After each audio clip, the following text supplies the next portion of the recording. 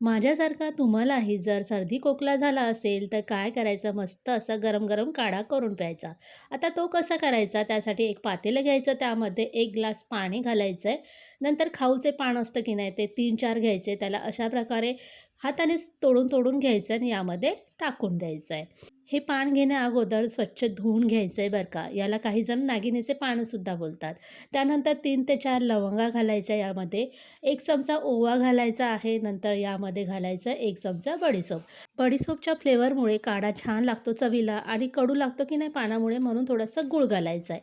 आता गॅस चालू करायचा आहे, त्यावरती हे पातेलं ठेवायचं आहे आणि छान असा हा उकळून घ्यायचा आहे काढा. 1 ग्लासाचं अर्धा ग्लास झालं पाहिजे इतका हा काढा उकळायचा आहे आणि मस्तपैकी गाळून घ्यायचा आहे. गरम-गरमच प्यायचा आहे.